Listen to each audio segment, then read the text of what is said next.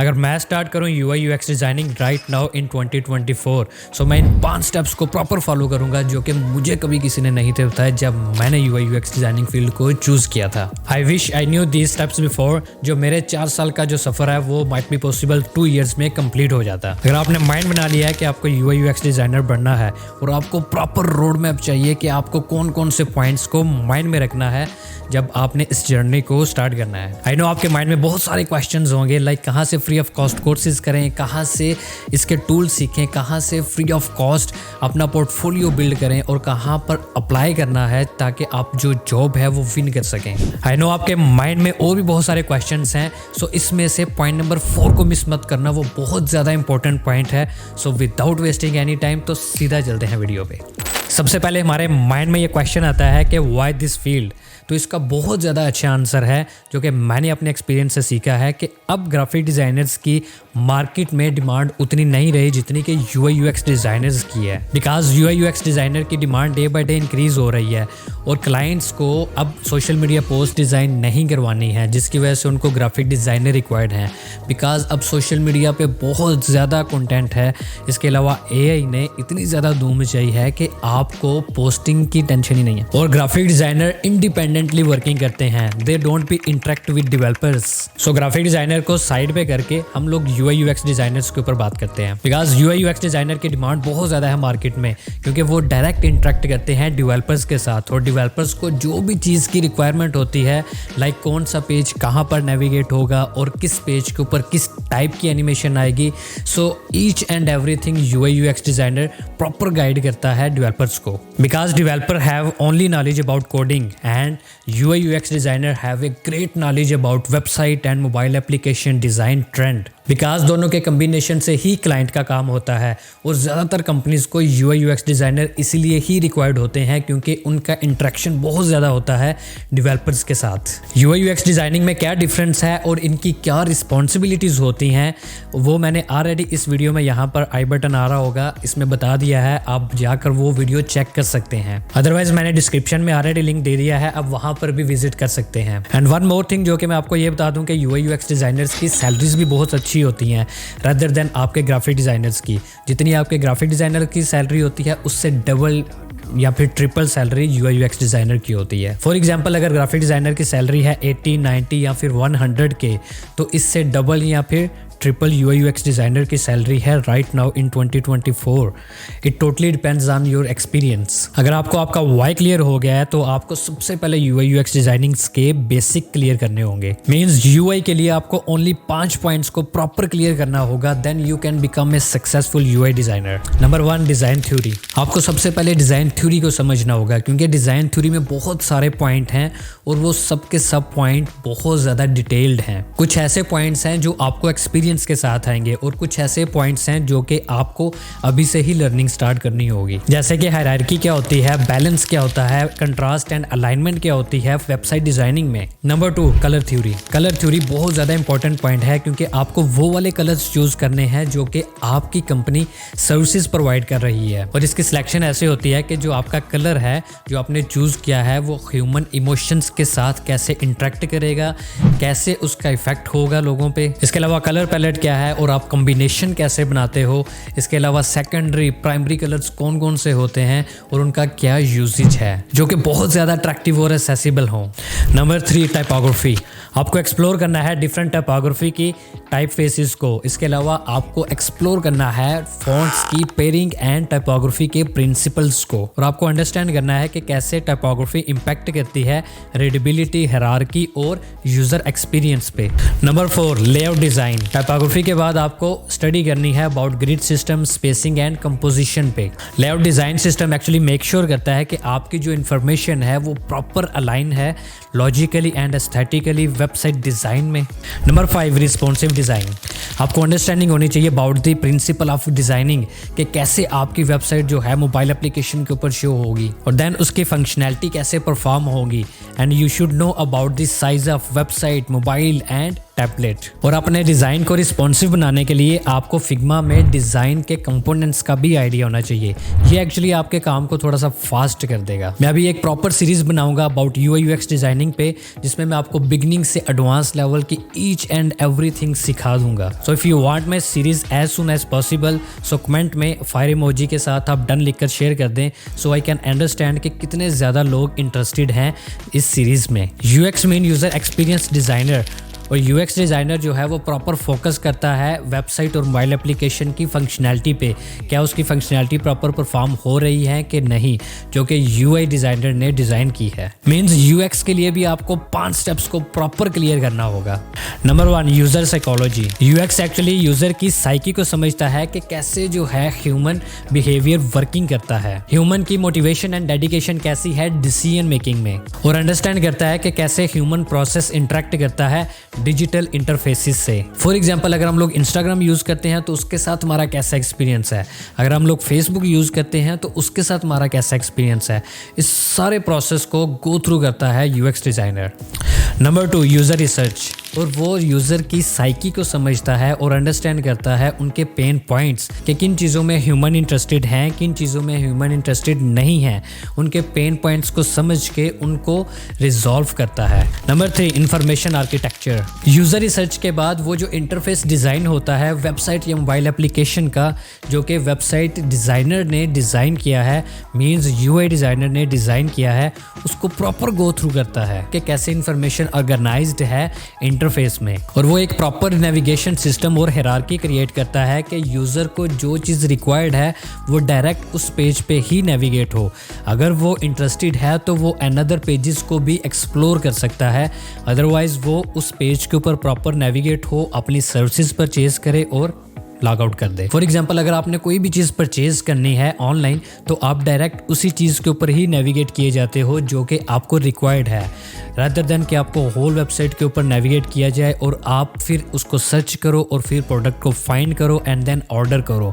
सो इसके लिए यूज़र का टाइम भी वेस्ट होता है और यूज़र एक्सपीरियंस भी ये नहीं अच्छा। Number 4, interaction design. अब कोई भी यूज़र आपकी वेबसाइट पे लैंड हो गया, अब उसको इतनी क्लीन और फ्रेश लुक नज़र आनी चाहिए आपकी वेबसाइट की कि वो उस प्रोडक्ट के अलावा भी आपकी होल वेबसाइट को प्रॉपर एक्सप्लोर करे। और UX डिज़ाइनर क्या करता है कि इन सारी चीज़ों को गो थ्रू करता है कि बटन्स, फॉर्म, एनिमेशंस जो हैं वो प्रॉपर वर्किंग कर रही हैं या नहीं। और UX डिज़ाइनर मेक श्योर करता है कि जो एनिमेशन है वो आपकी होल वेबसाइट या मोबाइल एप्लीकेशन के ऊपर भी प्रॉपर चल रही है, कोई लैगिंग तो नहीं कर रही। अगर कुछ ऐसा इशू है तो वो उसे रिजॉल्व करवाता है UI डिज़ाइनर से और डेवलपर से। Means everything should be run smoothly. Number 5, usability testing. और जब एनिमेशन और बटन्स प्रॉपर वर्किंग कर रहे हैं तो UX डिज़ाइनर फोकस करता है वेबसाइट और मोबाइल एप्लीकेशन की प्रोटोटाइपिंग पे और ख़ुद को एज ए यूज़र एज्यूम करके वेबसाइट को यूज़ करता है या मोबाइल एप्लीकेशन को यूज़ करता है कि कोई पेज नेविगेट प्रॉपर कर रहा है या फिर लैगिंग कर रहा है। अगर कोई पेज लैगिंग कर रहा है तो उसको रिजॉल्व करवाता है या फिर किसी भी और ह्यूमन को अपनी वेबसाइट और मोबाइल एप्लीकेशन को यूज़ करवाता है और उसका प्रॉपर फीडबैक लेता है कि क्या उसकी वेबसाइट के ऊपर buttons, forms, animation proper working कर रहे हैं या नहीं। सो अब आपको ये आइडिया हो गया कि UI UX डिज़ाइनिंग में डिफरेंस क्या है और इनके पॉइंट्स क्या हैं। Now it's up to you कि अब आप UI फील्ड को चूज़ करते हो या फिर UX फील्ड को चूज़ करते हो। अब जितने भी डिज़ाइनर्स ग्राफिक डिज़ाइनिंग फील्ड से आते हैं उनको ज़्यादातर जो है वो लिंक होता है वेबसाइट की डिज़ाइनिंग में, तो वो UI की फील्ड को चूज़ करते हैं। बट अगर कुछ ऐसे डिज़ाइनर्स हैं जिनको अपनी वेबसाइट या फिर अगर वो पोस्टिंग डिज़ाइन कर रहे हैं वहाँ पर उनको टेस्टिंग की ज़रूरत होती है तो वो UX फील्ड को चूज़ करते हैं। सो फाइनली अब आपने डिसाइड कर लिया है कि आपको कौन सी फील्ड को चूज़ करना है। सो अब आपको कोई भी एक टूल सीख लेना है, बिकॉज टूल मैटर नहीं करता, मैटर करता है कि आप कितना अच्छा और क्रिएटिव प्ले कर सकते हैं वेबसाइट और मोबाइल एप्लीकेशन को डिज़ाइन करने में। और इन टूल्स में से आप कोई भी एक टूल सीख सकते हो या फिर आपको इन सब टूल्स का नॉलेज होना चाहिए। For example Figma, Adobe XD and sketch. World wide जो सबसे ज़्यादा यूज़ होता है टूल वो है फिग्मा, जो कि बहुत सारे डिज़ाइनर्स सीखते हैं। एक्चुअली Adobe XD पे भी आप सब कुछ बना सकते हैं कि कैसे आपने वायरफ्रेमिंग क्रिएट करनी है, कैसे आपने हाई फिडेलिटी प्रोटोटाइपिंग करनी है, कैसे आपने different artboard layers and symbols बनाने हैं। आप सब कुछ इसमें कर सकते हो, but the main issue is that कि आपने जो भी चीज़ डाउनलोड करनी है वो आपने अपने लैपटॉप में करनी है और आफ्टर दैट आपने यहाँ पर अपलोड करनी है। ये actually cloud based design tool है जिसमें आप रियल टाइम कोलैबोरेशन कर रहे होते हो अपनी टीम के साथ, अपने डेवलपर्स के साथ और अपने डिजाइनर्स के साथ। मेन सब कुछ क्लाउड बेस है, फिग्मा के सर्वर में ही सब कुछ डाउनलोड हो रहा है, आपके सिस्टम के ऊपर कोई बर्डन नहीं है। इसमें आप Adobe XD के सब फीचर यूज कर सकते हैं, but the main thing is that कि आपके पास जस्ट इंटरनेट कनेक्शन होना चाहिए। आप अपने जीमेल से आप इस फिग्मा को किसी भी जगह पे किसी भी लैपटॉप पे ओपन कर सकते हैं। स्केच भी एक बहुत ज़्यादा पॉपुलर डिज़ाइन टूल है जो कि बहुत ज़्यादा यूज़ होता है UI UX डिज़ाइनिंग के लिए,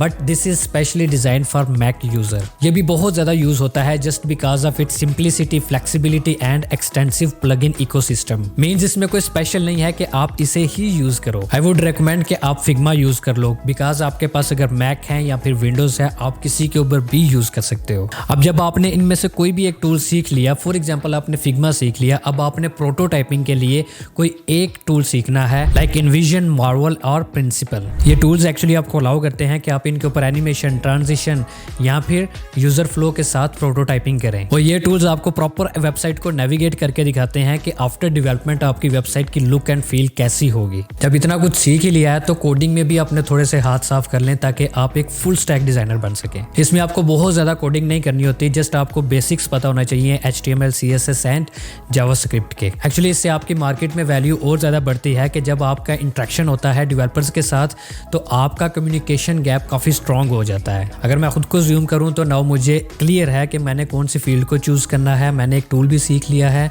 and now it's time to build my own portfolio. Number 1, selecting projects. अब सबसे पहले आपने वो प्रोजेक्ट्स जो आपने ड्यूरिंग लर्निंग स्टार्ट किए होंगे वो आपने अपना सबसे बेस्ट वर्क चूज करना है, बिकॉज वही प्रोजेक्ट आपका हेल्प आउट करेगा आपका पोर्टफोलियो बिल्ड करने में। चाहे वो आपने फ्रीलांस वर्क किया हो, इंटर्नशिप की हो या फिर आपने कोई भी पार्ट टाइम वर्किंग की हो, आपने उनमें से अपना सबसे बेस्ट वर्क चूज कर लेना है अपने पोर्टफोलियो के लिए। Number 2, quality over quantity. आपने ट्राई करनी है कि आपने ज्यादा से ज्यादा फोकस करना है क्वालिटी पे रेदर देन क्वांटिटी पे। कि आप कोई भी प्रोजेक्ट उठाकर डाल दो, आपने जस्ट वही प्रोजेक्ट चूज करना है जो कि आपका सबसे बेस्ट वर्क है। मींस वो प्रोजेक्ट जो आपने किसी क्लाइंट के लिए कंप्लीट किया हो और उसकी परमिशन से आप प्रॉपर शोकेस कर सको। Number 3, case studies. आपने प्रॉपर केस स्टडीज बनानी है अपने प्रोजेक्ट की। उसका बेसिकली फायदा ये होगा कि आपने जहां पर भी जॉब के लिए अप्लाई किया है वहां पर HR या फिर आपका प्रोजेक्ट मैनेजर आपके पोर्टफोलियो को प्रॉपर गो थ्रू करेगा और देखेगा कि आपने कौन सा डिजाइन प्रोसेस फॉलो किया है, कि कैसे आपने प्रोजेक्ट के पेन पॉइंट्स को चूज किया है और उनको स्पेसिफिकली कंप्लीट किया है। मींस आपने क्या design process, research about topic, wireframe, prototypes and final जो आपका डिजाइन है उससे यूजर कितनी जल्दी इंटरेक्ट कर रहा है, एवरीथिंग आपने डिफाइन करनी है। Number 4, visual presentation. आपने जब भी प्रोजेक्ट चूज करना है तो आपने ट्राई करनी है कि आपका जो प्रोजेक्ट है वो प्रॉपर फ्रेश और क्लीन लुक दे रहा हो। Make it simple and clean और ट्राई करें कि high quality images, screenshot and mockups use करें, specially in your design to present your portfolio. और उसमें टोटली क्लाइंट का ही कंसेप्ट ना हो बल्कि आपका अपना ब्रांड का टच भी होना चाहिए, जिसकी वजह से वो आपके डिजाइन को शोकेस करे। जैसे जैसे आप न्यू डिज़ाइन ट्रेंड सीखते जाएं, आप अपलोड करते जाएं, बट वो वाला वर्क जो बहुत ज़्यादा क्रिएटिव और क्लीन और प्रोफेशनल लुक दे रहा हो। Number 5, online presence. अब आपने अपना प्रोजेक्ट भी सिलेक्ट कर लिया, आपने उसकी केस स्टडीज़ भी प्रॉपर डिफाइन कर दी, जो कि आपने परमिशन ली अपने क्लाइंट से कि आप वो वाला प्रोजेक्ट जो है वो शोकेस कर सकते हो। अब टाइम आता है कि आप किसी भी online free of cost website पर जाकर अपना वो पोर्टफोलियो प्रेजेंट करें। उसके लिए आप बिहान, ट्रिबल और अडोब पोर्टफोलियो भी यूज़ कर सकते हो। आपने मेक श्योर करना है कि सबसे पहले आपने इन सब प्लेटफॉर्म पे जाना है और लोगों के पोर्टफोलियोज देखने हैं कि उन लोगों ने कैसे अपने वर्क को शो किया है, अपने पोर्टफोलियो को शो किया है, अपनी केस स्टडीज़ को कैसे डिफाइन किया है।